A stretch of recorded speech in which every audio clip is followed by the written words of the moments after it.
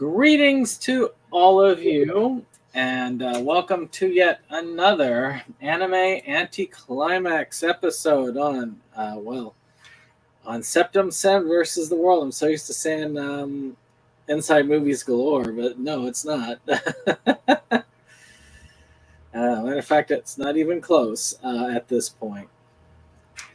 But today we're actually going to be talking about a film called Robot Carnival. And that's it's a film that came out in 1987 of all times. 87. So this is a sort of an anthology feature with a lot of short films related to robots. So let's go ahead and get started with this bad boy. And we got all of us here this time. So why don't we start with you, Roger, since you are, so we haven't had you here for a little bit. It'll be great to hear from you. Was this your first time watching Robot Carnival? And what was your first experience like? Well, actually, it's not my first time watching Robot Carnival, but it has been like decades since I've seen it the first time. I came aware of it on streamlined video on tape. I didn't know anything at that time. I was very new at anime. I just looked. There was something else that had come out, and I picked it up. I said, Robot Carnival looked like a couple stuff. A bunch of films put together. I said, why not? Let's see what happens. And it turned out to be an interesting experience. If you wanted my impressions on it at that time, some parts of it I did like. Other parts I was not really impressed. I mean, it was like that way with me at that time. Fast forward like 20 years later, 30 years later, I'm still feeling kind of the same way. Even though I do think that a couple of the segments do stand up to the test of time, though, which is pretty remarkable. Yeah, this is an old show. That it is. So let's see here. I think it was on VHS and Laserdisc, and of course now on Blu-ray, and probably bet it's on DVD. Yep. I mean, actually, there is a 4K of it. God, somebody actually spent money on 4K on Robot Carnival? Why the heck?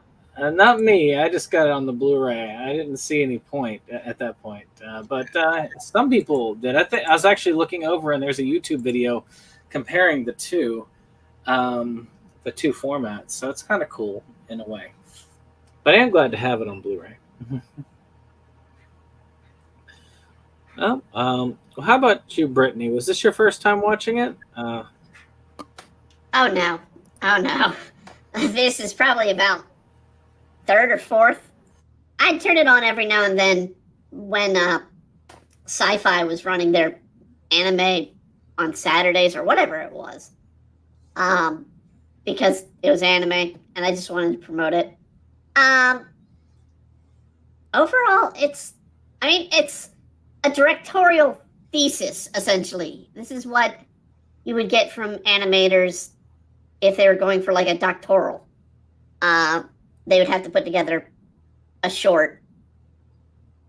And that's what we get. We get 6 shorts. Well, technically 7.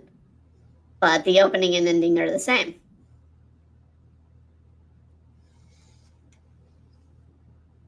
All right. Well, Jake, was this your first experience with Robot Carnival? No, it was not. And apologies to anyone if I sound like shit tonight. So just a forewarning. But I know that Brandon showed this to me at some point. I can't remember. Was this part of the movie game, or was this just a random one you showed me? I can't. Hard to say at this point. I was big on it at one point in time, right, and then kind of fell out of love with it for a while. So I bet you I know exactly why. That mad science character is probably the reason you loved it. But anyway, it was interesting. I think the first time I saw it, I kind of had that reaction of, well, that was interesting. And being that it's an anthology film, and like any anthology film, everyone's mileage will vary for each segment. Like, no segment is going to hit everyone the same way. There's some segments here I really enjoyed, and the cloud segment pretty much put me to sleep. Although, in fairness, I am sick and I was tired, but I barely made it through that segment. A couple of the other segments, though, I was quite involved in, quite interested in.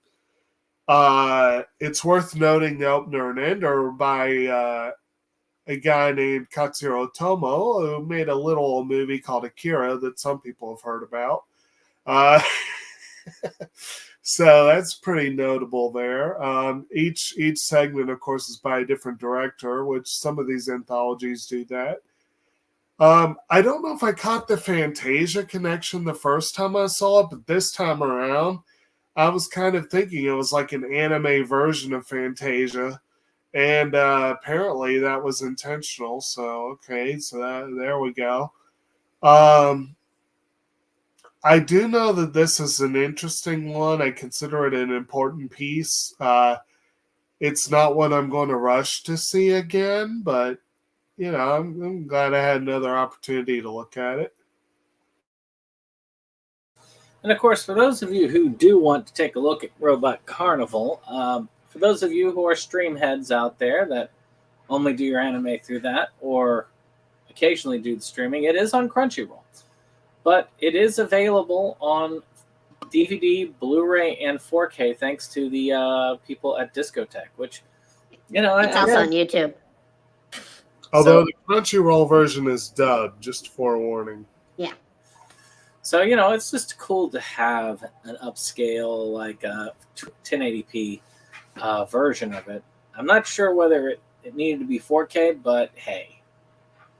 Some people really love this film to that point, I'm sure.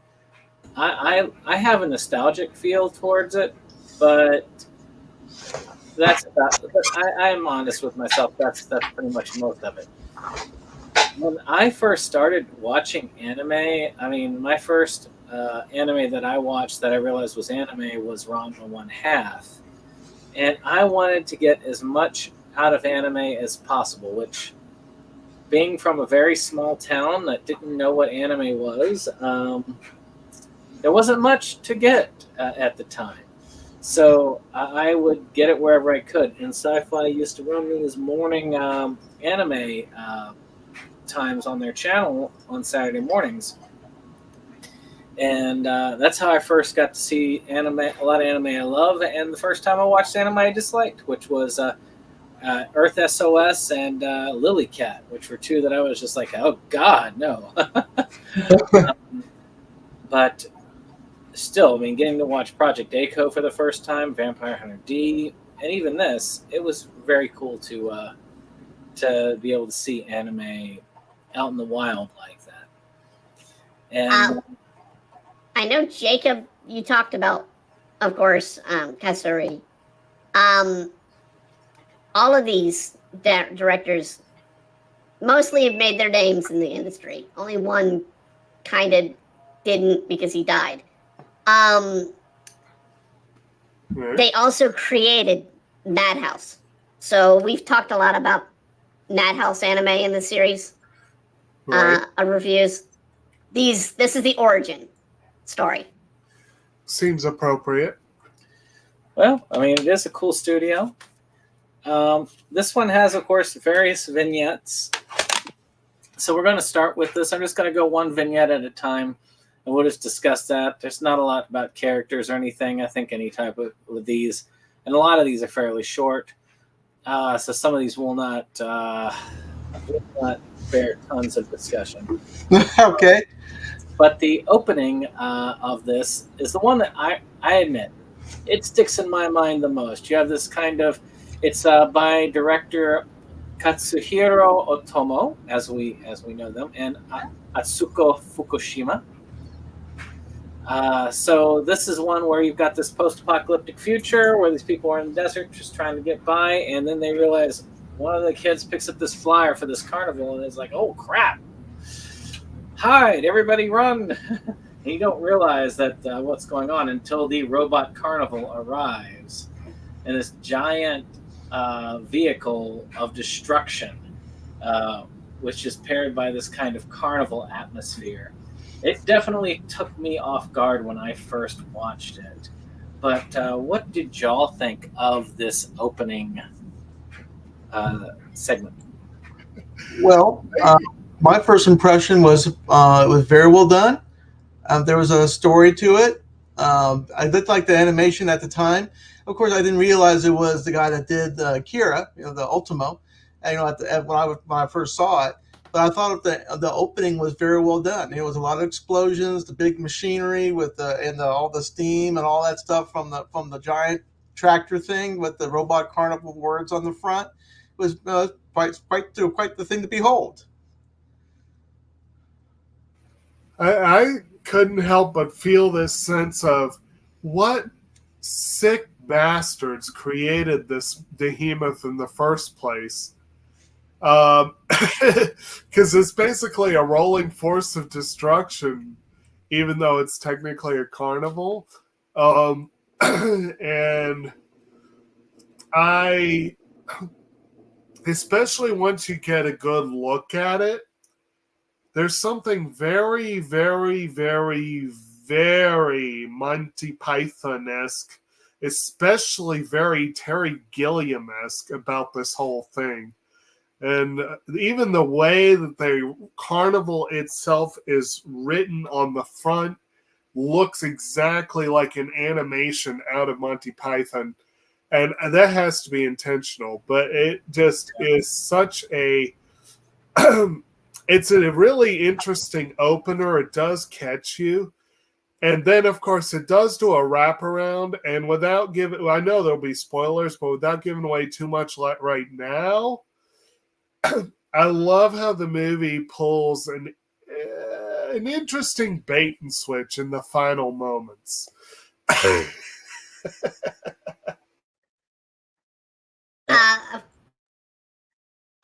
mean, loved it. The only thing that annoyed me was the people's squeaky voices.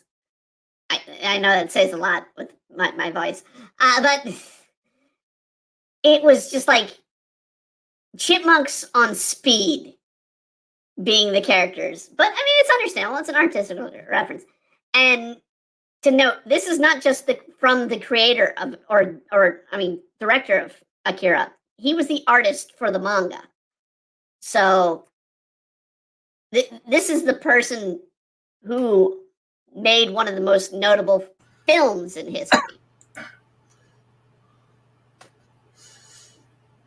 Yeah.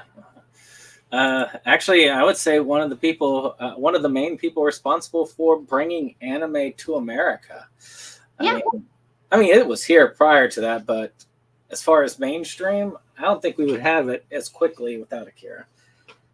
But it's a cool art style still. I really do think that the art in this one still holds up, though it is a bit demented in its own way. I mean, darn, maybe this is like Skynet took over, and Skynet had a sense of humor about eliminating the rest of the humans.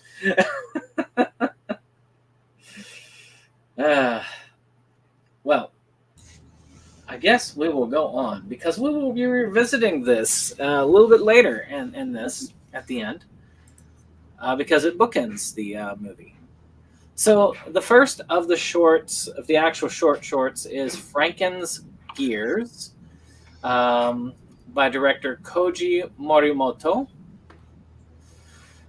And this is basically about a, Victor Frankenstein type scientist who is trying to animate a robot in a very destructive fashion. To me, this one had more of a... This one was all about the visual style and what this person could do animation-wise than it was about any type of plot. But what are y'all's thoughts on this? Well, the first thing, of course, my first impression that don't forget, if you watch the show, most of it's silent. Mhm. So this particular segment is, of course, silent. The quality of the animation, what's going on, is easily discernible. As you can see what's going on. The scientist has probably been working on this for decades, and finally seeing his creation come to life is the only thing that he actually cares for. Very good. While the building is raining down on him because the robot is imitating what he's doing and is causing wanton destruction in his laboratory.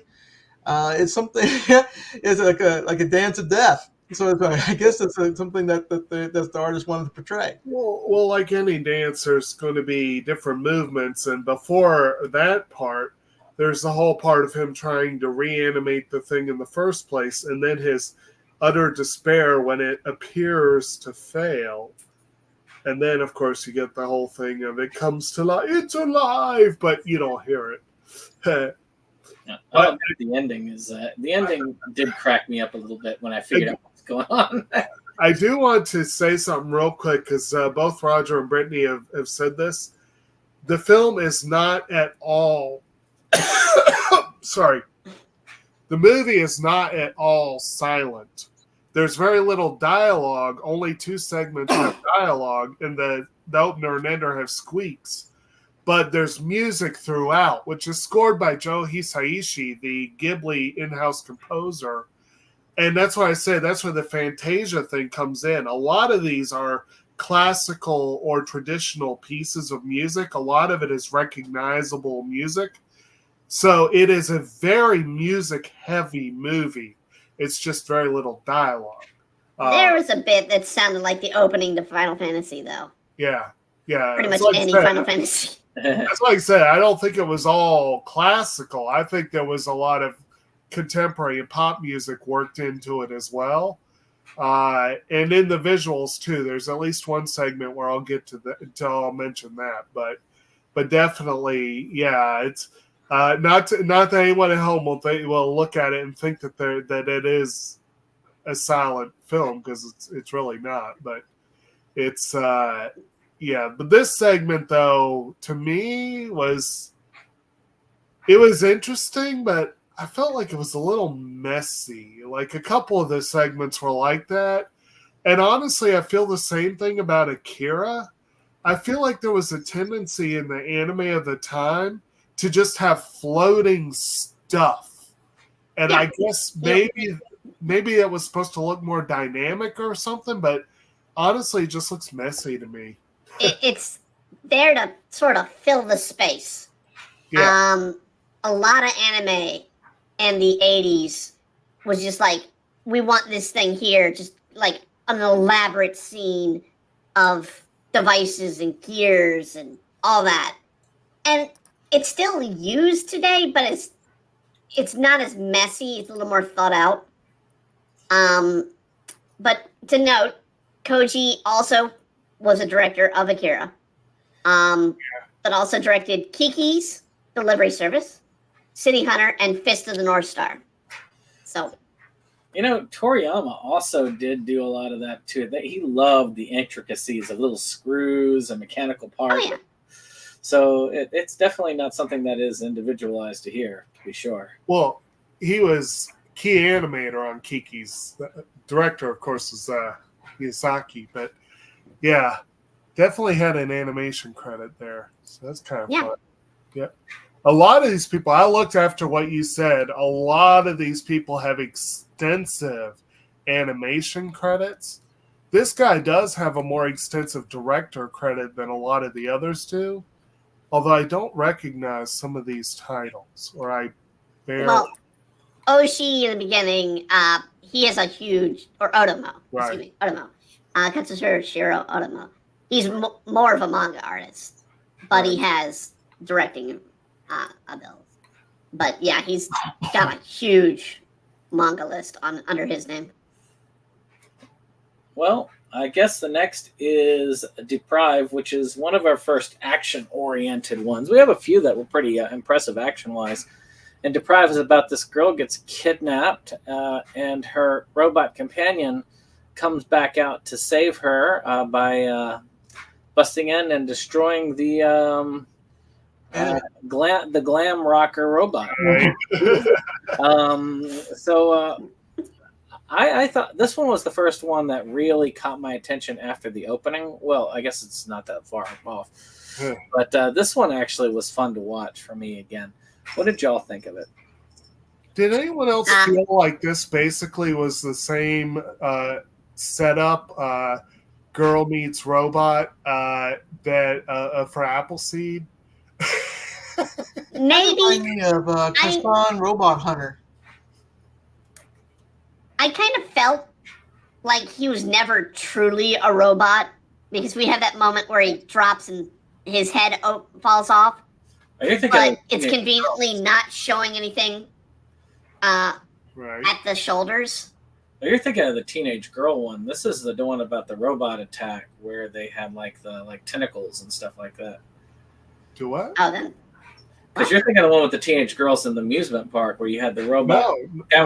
No. It was in this.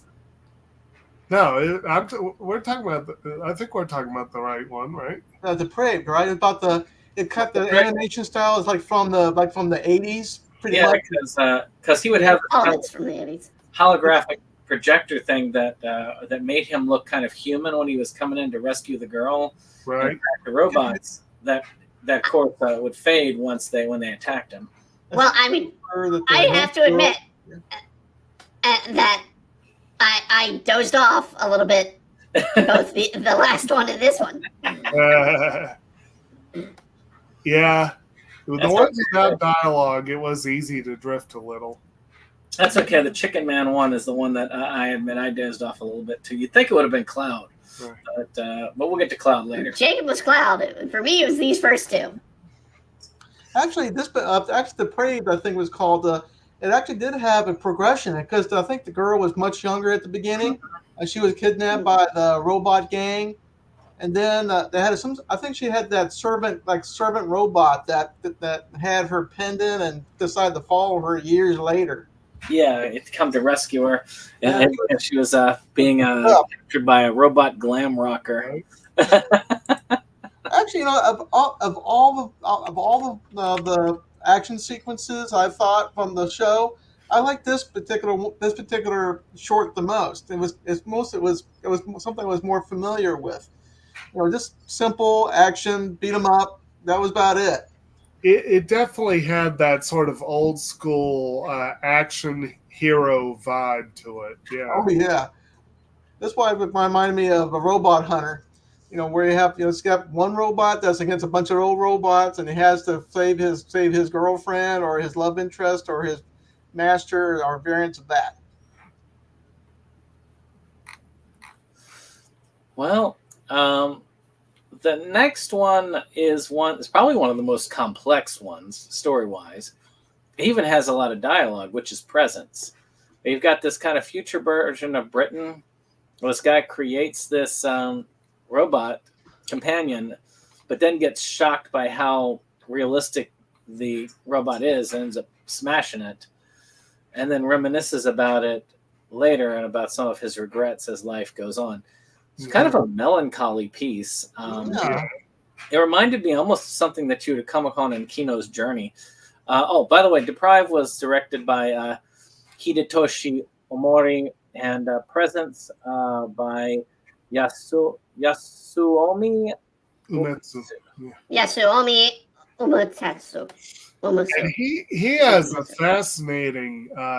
fascinating list of credits. Again, mostly key animation, but key animation on things like Grave of the Fireflies, Ikitosen, the Kizu Monogatari, Magia Record, all this stuff. But it's interesting, two of his direct Death Note. Oh no, live action's Death Note directorial. Right. But like if one looks at to me, this series does get into some weird territory, and it's interesting that two of his director credits are Kite and Mesoforte. He also directed an episode of Quintessential Quintuplets. Yeah. Interesting. Huh. Now, of course, there could be some arguments with our crew here, but I was kind of like, I think that Presence to me had the overall best animation quality. Oh, it had great animation, yeah. Yeah, man, Yeah. A little creepy. That doll was kind of creepy. very well done. And that dude's hair and head shape Was weird, were weird. and the nose Right. was weirdly shaped. It kind of stuck in my brain. You know that. Who else thought maybe he actually killed a real girl at the first time we see when she has blood dripping down her lip? Because it wasn't green. Yeah, I think that was I really think that was his own. Of course, that's the other problem, is that there's a lot of this that's in his head as well. So it's hard to 100% tell what's going on in his head. At first, I thought that he was the robot, but I was confusing it with a Kino's Journey episode where the guy was convinced that he was the real one and that the family was robots. When it was the other way around.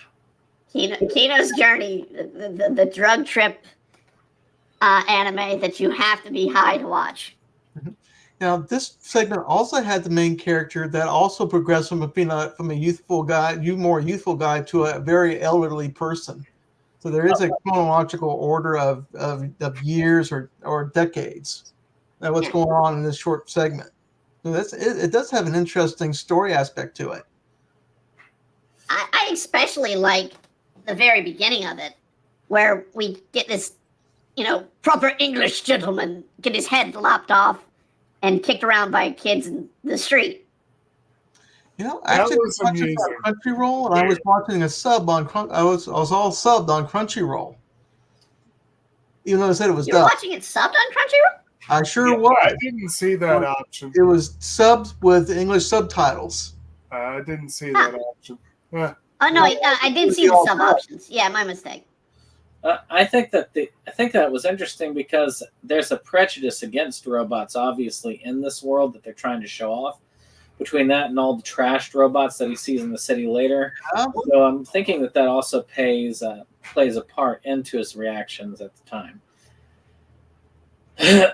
Even though there's dialogue in this storytelling, you still have to get the story through visuals. Mm-hmm. This is one of two of the segments that actually has a voice, voices in it. Mm-hmm. This one really got to me in a sense of the storytelling. We don't really get it spoken out as to why he's destroying his own creations over the years. It was an interesting question. Why would he destroy his own creation? I don't think he hated it. Maybe he was just denying its existence. He just didn't want to have it. I got the feeling he felt that she was too close to being human. I'm agreeing with you. I think he got too close to being like God, and he didn't want to have it. He just didn't want it anymore. This would have gone. She was very 80s dressed. Yes, even with the star thing going right out of her hair. I think as long as he was able to think of her as a machine, he was able to not be too. There might have been a fear of maybe having too much power or whatever, or I don't know, it might be entirely the opposite. It may have been that he wanted complete control, and when she showed autonomy, that just destroyed him. So I don't know. But I also want a flying devil robot that farts to fly. Well, I mean, he was a toy maker at heart, and at the end, his granddaughter was wanting a toy that he made. So he was talking about that. So it's kind of, like I say, it's kind of a cool one. Definitely one of the longer pieces as well. I think so too. I felt like it went for at least 15 minutes. Now the one that Brittany was talking about, Starlight Angel, A hodgepodge, which was directed by Hiroyuki Kitazumi, which is about these two teenage girls going to a robot theme park, and then they find out that the boyfriend is double timing. Yeah. And she finds solace and the arms of what appears to be a robot, but in the end is actually a mascot dressed as a robot. And there's this surreal, weird, drug trippy thing in the middle where they're flying and then fighting a nasty robot thing that I don't know Where where did that was the in. robot come from? Well, if it helps, apparently that was supposedly inspired by the Take On Me video by Aha. Yeah, And it so, was. so that tells you all you need to know.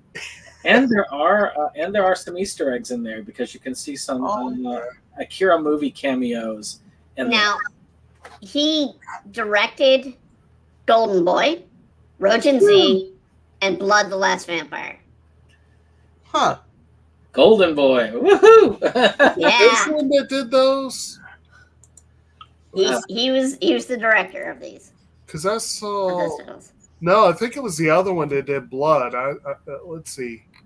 But I'm looking at the Wikipedia for Hikayuri Kitaru. Well, Yeah. I did like the theme park itself. It was pretty cool. I like the imagination that went into the rides. Pizza Kubo did Very this. performance. Yeah, but where in the heck did that giant robot come from? This Yeah, is only just poof. Okay. I do feel like it didn't need the weird mecha battle at the end. All right, you're right, Jacob. I'm sorry, I got the wrong Itaruki. We have two hero yeah. Yukita something. He didn't do any directors. He was an animation director on Gundam, Char's Attack, which is one of the better Gundams. Yeah. Okay. Well, he did an animation on Oh My Goddess, the movie. That's a nice one. His only directorial was Char. So, what are your all's thoughts about having that weird battle in the middle there? I don't know if it was necessary to have a weird mecha robot battle in it, but Maybe we're thinking that the animators were getting bored. They said, what are we doing here? And said, well, let's just throw a big robot in there. Let's just do it. Have Right? some action. Right. I mean, this is animated, right? I mean, isn't it the case that mecha battles make everything better? Yeah, big I super robot battles or giant robot battles are all part of this kind of genre. If schoolgirls aren't enough, throw in mechas, and there you go. The Ito one will go over that with giant mecha battle. I mean, it's kind of Or interesting Meiji. because I look at this and I'm thinking to myself, because I actually was watching, while I was watching this, I was going through the 3-hour breakdown of Studio Gainax in their relation to Evangelion that Bennett the Sage did recently. And I thought to myself, this is the kind of thing that Hideki Anno would probably done if he was doing this. He would have been like, why am I doing this story? No, it needs a giant robot. Did he get into the Gainax bump? Yeah. Or the Gainax jiggle? Oh, That the is Gainax bounce. Notable? What? The Gainax bounce. Bounce. Yeah, that says it. Because if it didn't get into the Gainax bounce, then it didn't cover Gainax's origins. Well, there was a lot to it. I watched it over like a week's time, so because it's 3 hours. But yeah, I don't know why. I was thinking to myself, yeah, that's something he would have done. He'd be like, no, it needs more giant robots. Definitely. Could always use more giant robots. Well, I guess we should move on to Jacob's favorite, the really exciting and arousing Cloud by let's see here, Manabu Oashi, who was actually credited as Mao Lamdo in this. This is essentially about a robot walking through time and sort of almost a wood carving depiction. Now, his credit to fame is this and being a founder of Madhouse. That's about it. this was something. I mean, Well, definitely artistic. It's got a lot of animation credits, and they do include some pretty interesting shows. But but Of all the segments in this thing, this was the most like a sound poem or a sound, like a sound poem. yeah, It had different scenes and different sounds. I mean, it is a relaxing part. I mean, there's not much. Not much. No storyline to story other than this images and all that. But if you were tired of watching Fist North Star and heads exploding, watch Cloud. It'll give you a nice calm karma after that. It's pretty cool, right? It is very beautiful, and I mean, a lot of it is hand stitched, sort of etched animation, which would be enormously a pain in the ass to do. So as cleanly as it came out. So a lot of the small pieces, wires, falling buildings and pieces are all done by hand. It's definitely very pretty in its own way. No doubt. I mean, it's a sound poem. It has theme to it. So, it's not much other than having something in the middle that gives you some calmness to the whole thing. Everything else here is has some sort of weird action violence kind of part to it. Well, especially considering what follows it. Well, yeah, it was definitely followed by a very amusing one, but definitely not a calm one. And that would be the Strange Tales of Meiji Machine Culture, Westerners Invasion by Hiroyuki Kitakuro. This was the one I was talking about, Golden Boy, Rojin Z, Blood the Last Vampire. Yeah. This is great, though. This is like you've got a bunch of people who are doing like a parade float, and they're being attacked by the scientists in Mecha. So they use the Mecha parade float in order to fight the mad scientist off. But it's done as if you had mechas back in the turn of the century of 19th century. Yes. Right. Yep. With a clay and brick pot on one side and a drum on the other side. Like the title is like really long, and I can't remember the full thing, but it definitely sets it right in the Meiji era. I can't remember. Brandon, did you have in your notes what the actual title was, or did you say that? The full title? Tales of Meiji Machine Culture, Westerners Invasion. Something, yeah. I don't. Oh, okay. Here it is, because I know you would want the actual Japanese title. Meiji Karakuri Bunmei Kitan Komojin Sarai no Maki. Okay, we'll go with that. Sure. So, why do have a real robot battle in Robot Carnival? Yes. Really. I mean, there's no doubt. It's not like a little robot versus big robot. You actually have a battle between two relatively strong robots, and piloted by one with a mad scientist and a clay and brick robot, and then a bunch of youthful people and their wooden robot with a bunch of gears and drum parts and weirdness in general. And the people running away, they're trying to save the city or the town, but they end up destroying it. It has a Voltron feel to it. Just seeing them slowly walk to the river just to get to the fight because they're shooting each other back and forth across town. I love the mad scientist in this one. He actually speaks English in the sub. The guy does speak English, and this guy was a weirdo wacko. In the sub, the English speaker was James R. Bowers, and the dub it Stephen Kramer. Let's see. So it sounds like they got a proper English speaker, so we didn't get the racism. In English.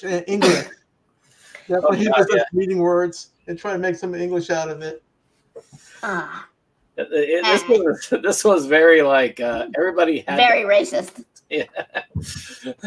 English. I say again though, I don't know what I was on or what I don't know. It's because I'm sick. again, it sounded like really terrible accents, but I could not place them, and I don't know. I mean, I will note a lot of these actors that did the dub are somewhat notable actors still in the industry. Yes, I was right. Okay, I was right. Steve Kramer did play Wattsman in the original English dub of Dirty Pair Project Eden, which they did change the English dub for, which is sad to me because I actually loved that voice. He plays a very great Cuckoo for Cocoa Pops scientist. The Presence, back in the Presence, we had Barbara Goodson, who's played numerous major roles in anime, but is most notably Rita Repulsa from Power Rangers voice. All right. I guess I could see that. But we do have a colorful cast of characters here. Not only the mad scientist, but basically you got like the brash wannabe hero, the girl who's obviously kind of sort of into him, but obviously likes to knock him down a few. You got the really temper. With a big temper, yes. You got the bookish fellow with the huge glasses. You got the big burly dude, and then you got the really quiet guy who just Liberian-looking guy does his thing. What? It's got a very Sentai feel to it, like it is Voltron or any type. You got 5 people. Yeah, it's very Sentai. It's all the way Sentai. Yep. This could have been one of those combiner robot. Yeah, that's what I said. They needed to have separate like a drum robot and a fireworks robot. I tell you the truth, I was thinking about that. They should have had something like a combiner thing instead. It came together and had some sort of process where everything's come together, and then they have this behemoth-looking thing that causes trouble down the road. But they made it to be a parade float, and if you don't know about Japan and their celebrations, the parade floats they do, I mean, there are parts that get elaborate, but it's mostly just wood and paper. So the things are very delicate. So to see a giant robot fight with that is just amusing. Right. Especially because the other ones seem to be much sturdier in build. Yep. And they were able to hold their own. Wood exterior with brick interior. Yeah. It had like a clay exterior and a brick interior. But yeah. It was amusing. It was amusing, yes. It's hilarious as long as you get past by the very racist voices. You wouldn't hear it if you do if you end up doing dub. If you only hear it if you did the dub. That's a surprising thing that the clay robot could float. Well, no, it wasn't clay on the outside. It was wood on the outside. Wood on the outside. So yeah. Clay was the mad scientist. He had a clay outside with a brick inlay. No, he had wood on the outside. Was he too, huh? I can't remember. They both had wood. Gosh, that was a weird. It goes back to remind me of Sakura Wars, where they had those like weird looking barrel mechs that they were. Those Gobu or something like that. Yeah. I would not be surprised if the creator of Sakura Wars saw that and it's like, I'm going to make something out of that. I can do that. Yeah. Well. So this is one that I kind of fell asleep under twice, which is sad because I do love the art design of Redneck in this, which is Chicken Man and Redneck by Takashi Nakamura, which is about this robot wizard, Redneck, who turns all these machines loose as into robots to have like one like breakneck party night, which is spotted by one single drunken man who's named Chicken Man. And it sounds very entertaining, and I don't know why I kept falling asleep during it. If there is one that I would say this is absolutely ripping off Disney element. It was this one. I swear, this was ripping off Ichabod and the Headless Horseman. IMDb does say that, actually. They said that it was influenced by the Night on Bald Mountain segment from Fantasia and the Sleepy Hollow segment from Ichabod and Mr. Toad. So it definitely was meant to be a Disney-influenced thing. Maybe a homage. Brandon, you said the drunk dude was Chicken Man. Honestly, I thought the robot looked more chickenish. I thought the robot with the hood was the Chicken Man. Yeah. Redneck was the giant red robot. Yeah, according to what I have read here, it is the drunken human. Now, of course, Anime News Network lists this segment as Nightmare, and so does IMDb, which is like, I was like, Nightmare? What? I don't remember. That was called Nightmare. Now, keep in mind, there were two sets of translations for the title. We have the streamlined dubs translations, which is what Nightmare was under, but there is also the discotheque translation. Now, of course, the Japanese name is Niwatori Otoko to Akibuki. It was Nightmare for Streamline. Yeah. So, your title translates much closer to the. So. Redneck and Chicken Man sounds more like the. Besides the Chicken Man, you did have the giant other robot, right? There was the big horns on it. That was red. It was kind of like the scary part. Yeah. And for the life of me, I don't know what the purpose of it was. This simply was there. It was, as time went on through the show, through that particular segment, it got slimmer and slimmer and slimmer until it just had a frame, and then it fell apart. Yeah. I don't know. So I'm an artist. I don't know. So I guess the drunk dude was meant to be Ichabod in this equation, huh? Yeah.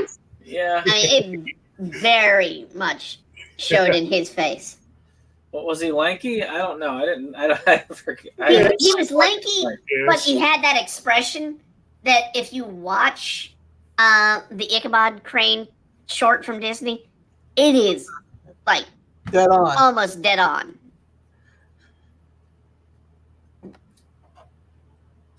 The big bulging eyes, but the skinny face, nose, and the big nose, and the tendency to run away from problems.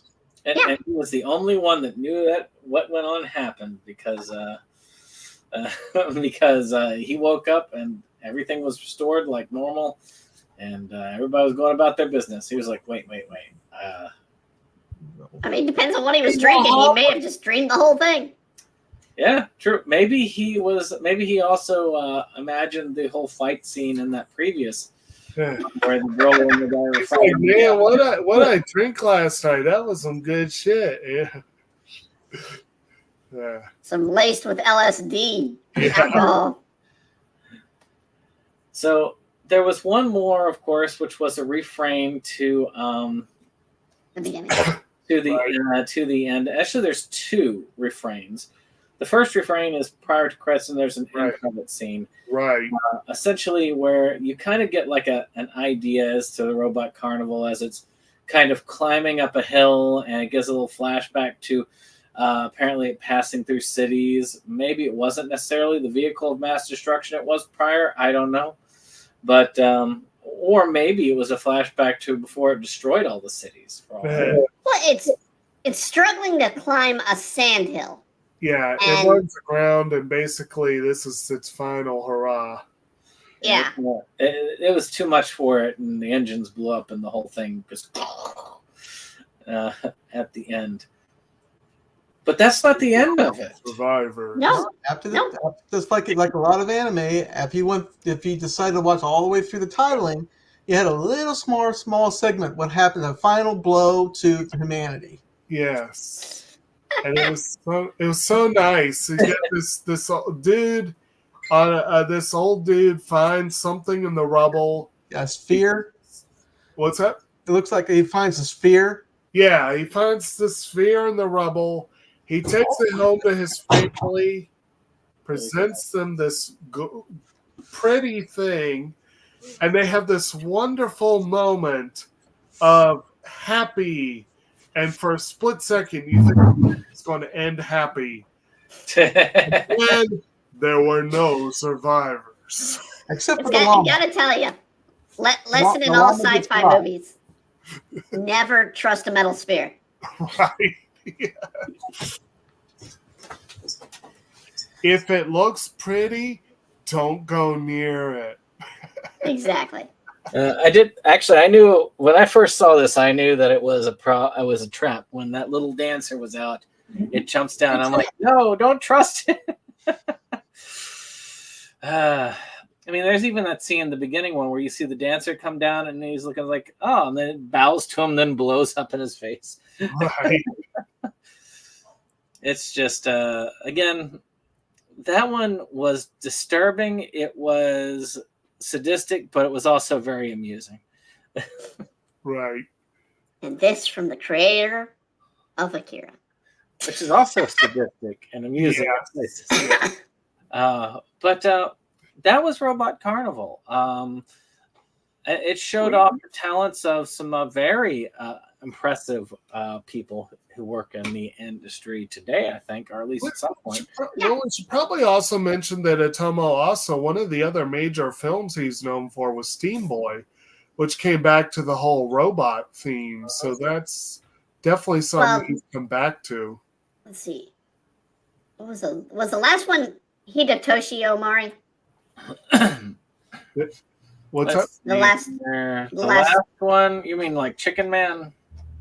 Yeah. Well, Was that that was Hidetoshi? Takashi Nakamura that did. Takashi Nakamura. Hidetoshi Omori did Deprive. Okay. Yeah. I found a little bit here where he's, of course, done Counterattack. He's the animation director for Final Fantasy VII.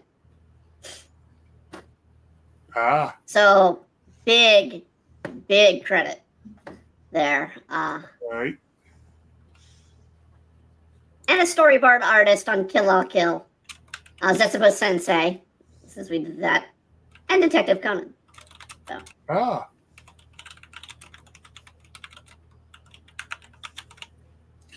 All right. Well, but he also worked on JoJo. Let's talk.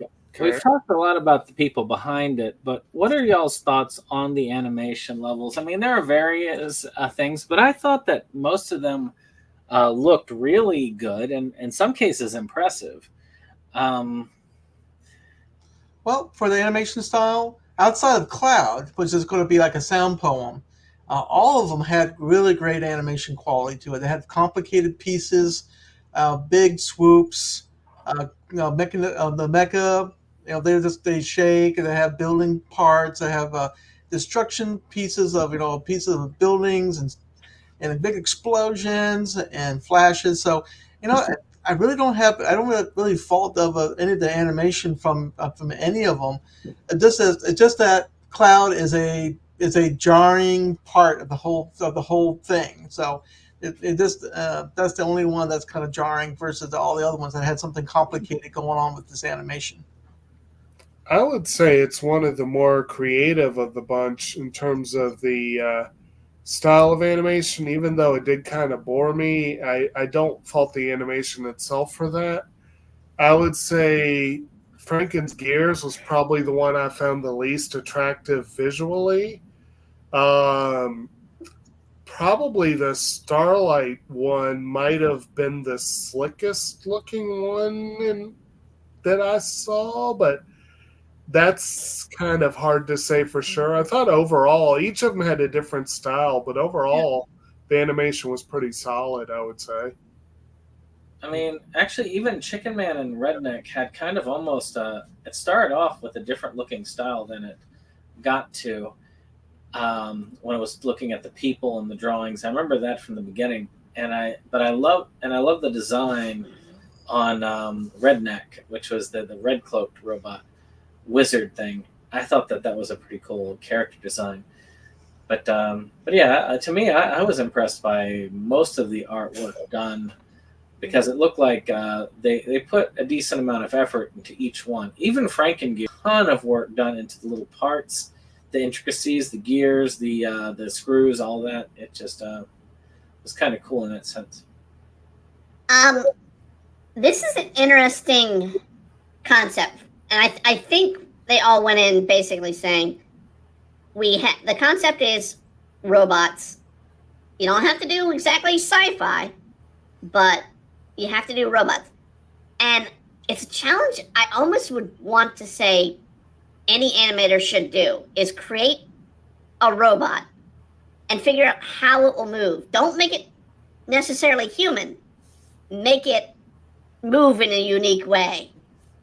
And if you can successfully make something that's completely wholly in your head and have it look realistic in its movement, then you did a good job. And that's what they did in the series.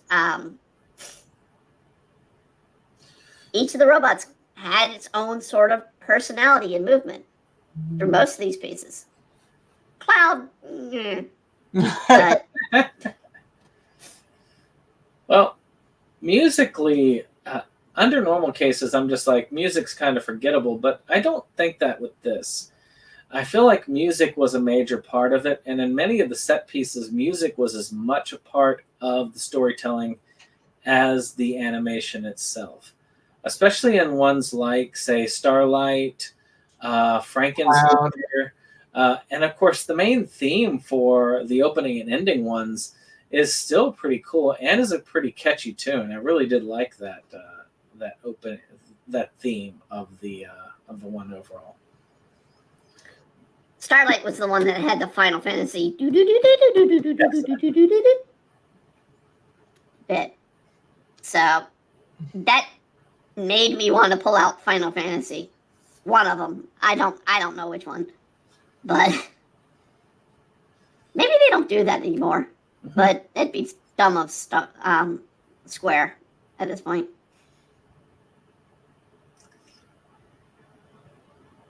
Well, any other music that anybody else kind of got?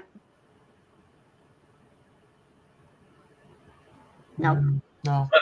Music was good.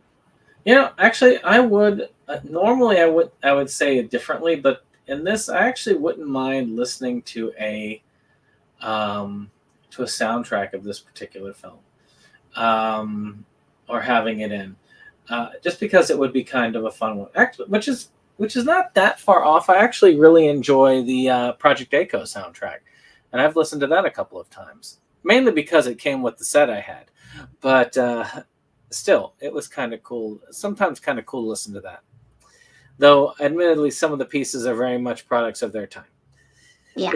Yeah, that was a lot of 80s anime. Ironically, I've heard Hurricane used in something else from Bubblegum Crisis.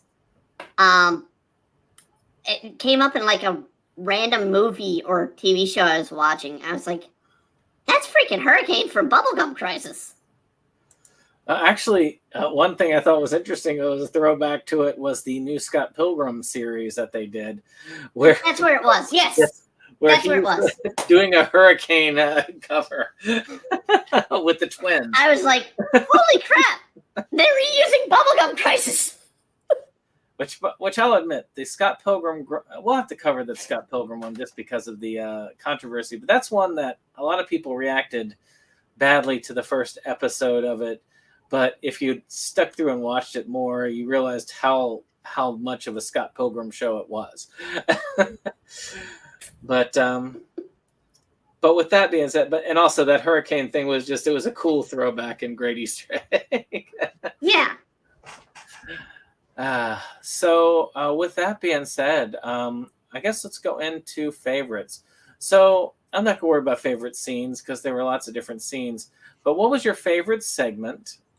And which one? Actually, I'm gonna change this up a little bit. Which is your favorite segment overall? But which segment did you find the most striking visually? So we'll start with you, Brittany. What was your favorite segment, and which one struck you the best visually?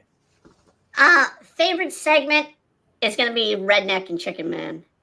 I just love the movement and just overall emotion you get, even though you don't have any voice acting.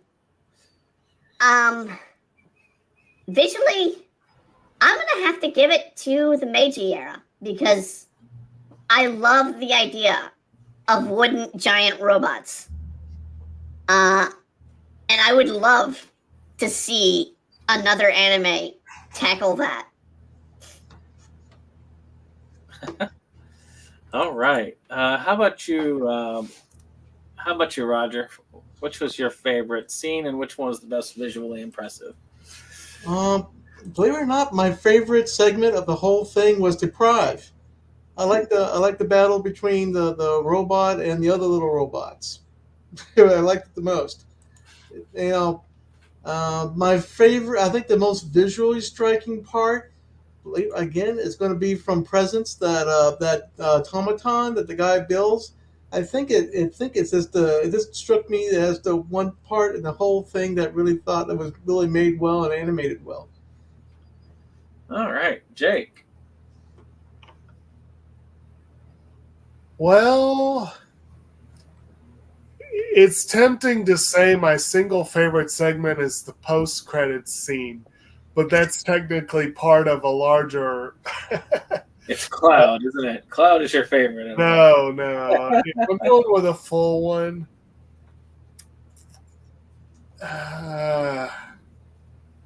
I'm tempted to say it's the Meiji era one with the robots, because the mechas, just because the whole thing amused me. It was a very enjoyable one. But I feel like it's not a clear win. Let's put it that way. As far as most visually striking,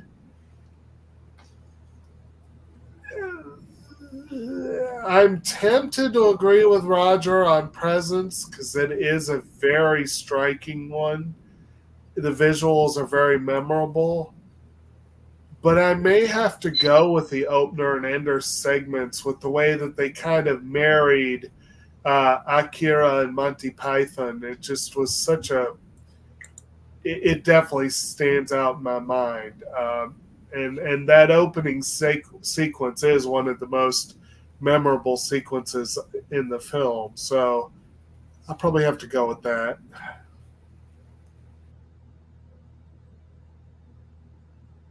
All right. So the for me, it's definitely my favorite scene overall, because I'm a sadistic bastard, is the opening and ender one. I don't know what it is. I just it's one that just amuses the heck out of me. It's the thing that I remember the most out of this. Whenever I think of this film, it just automatically comes to mind, from the giant like transport carnival thing to the destructive nature to the intricacies of it. It just hits me. And in a sense, it's almost the inverse of your choice for the Movies Galore discussion this week. Only instead of having to enter the maze, here the destruction comes to you. Yes, indeed. Yes, it does. Now, as far as most visually striking, oddly enough, I would give it to Starlight Angel. I don't know why, but it does have a lot to it. And yeah, despite me not agreeing with the mecha battle thing in it, I do think that it did add to the visuals. And I love the visuals of the carnival and all of that put together. I just think that was the thing that sticks in my mind. Well, so we are halfway done with my quarter of the year. Ooh. And we're going to end it with my birthday month. And halfway? It's a third or 2/3. Well, yeah, I guess we're at the end of it. If we're at the beginning of it, would be halfway. So the last month is my birthday month, which was going to be this, but the circumstances made me want to get something that we could get done faster in the shorter time frame. So we will be covering for my birthday month the Hare. Is it Hare? And Goo. Goo. Yeah, the series. I figured that, you know what, I'm figuring maybe it's the best since my theme is kind of less known, less popular series. I decided I think I would end with the most obscure of the three. Definitely most obscure. Yeah. Not even the black sites of anime have already put up by Anime Nation. Anime Nation had a label. It was like a store and it had a label, and it's one of them, like the risky safety, and this one was another one part of it. I actually have risky safety as well, which is interesting. I picked that one up because somebody had turned in all three parts, so I got each part for $1. Oh, you lucky! Oh my God, man! He does that, you know. The box itself would cost me like around $40. Yeah, but I'm sure I've probably purchased Hari and Goo for more, though, because I've got the box set version of that. But I've got that one in deluxe, but they didn't do the complete release of that either, which is sad. At least the TV series is complete, and I think it had like 7 volumes, so there might have been some OVAs that went along with it.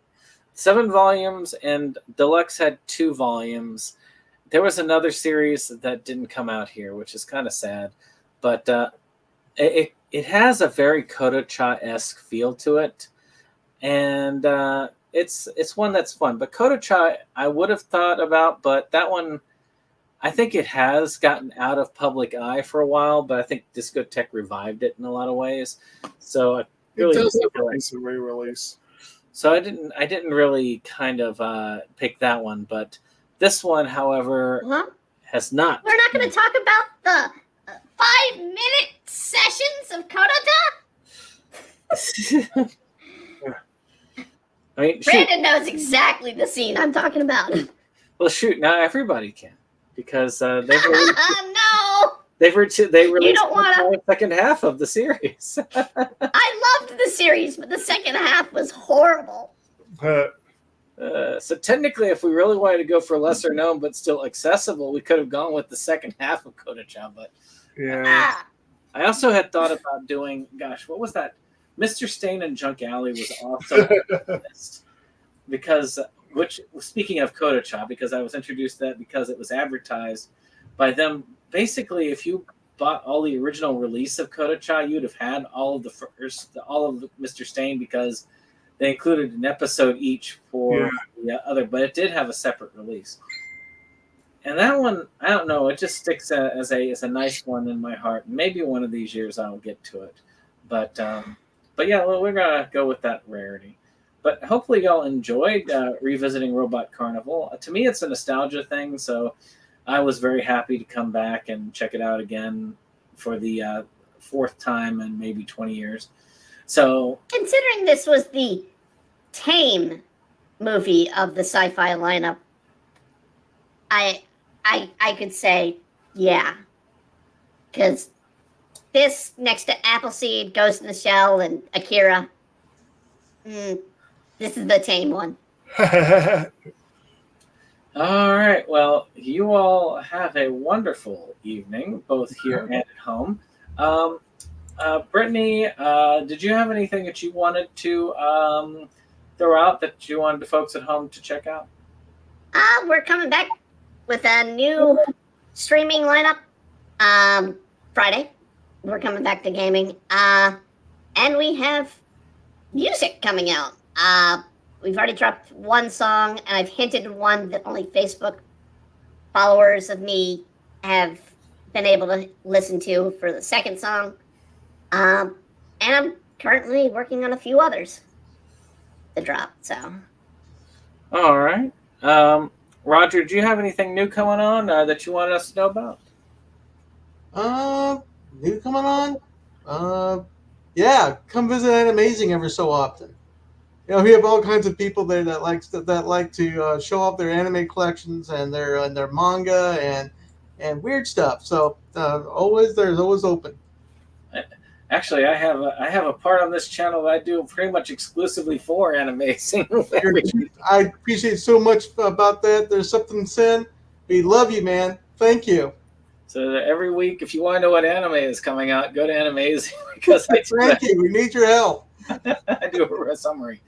But and I love the Facebook page. It's one of the few that I've rarely gotten into heated arguments with or seen like really blatantly hateful posting or anything like that. You don't see that very often where you don't see that come up. So maybe it's Roger, maybe it's the moderators, maybe it's the members, or maybe it's everybody on board. But I think it's everybody. Everybody's cool on it. So I'm very thankful. It's nice to see a corner of Facebook that's not rife with derision and political subterfuge, hatred of all sorts. We can all get together and enjoy anime together. Yeah, thank you. Indeed.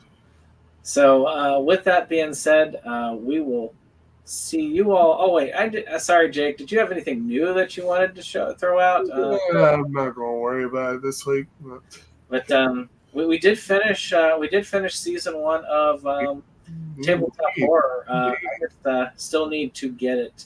I still need to get it edited. I've got like part of the Uber Goober episode edited, and then I need to edit all of the Fellowship of the Dice episode, which was long. So it's going to take me a while for that one. But I guess the main thing is just that the one good thing about being sick and having to take quarantine days is I get to work on the Versus Awards, which will be taking nominations at the end of the month, right? we will start. We'll start taking nominations at the beginning of June. Nominations close at the end of June. Yeah. So managed to add 5 movies to the list in 2 days, including Killers of the Flower Moon, which is like 3 movies in itself. So it's good times. I watched Indiana Jones. Ah, good deal. He didn't sound very proud. And I watched. It's definitely a step up from the last one. Yeah, it wasn't terrible. It wasn't great, but I really think that they could have stopped at the end of the 3rd one, and that would have probably been fine. But with that being said, have a great one, and we'll see you on the next one. Bye-bye. Bye-bye. Bye.